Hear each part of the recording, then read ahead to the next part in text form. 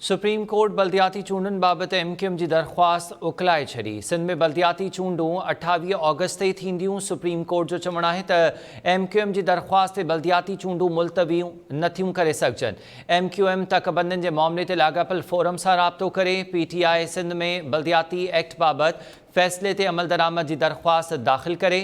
Supreme court जो चवणु आहे त PTI ऐं जमायत इस्लामी बल्दियाती चूंडूं कराइण जी हिमायत कई हुई।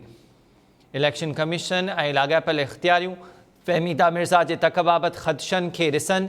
आगाह कयो आहे त सुप्रीम कोर्ट बल्दियाती चूंडुनि बाबति MQM जी दरख़्वास्त उकलाए छॾी।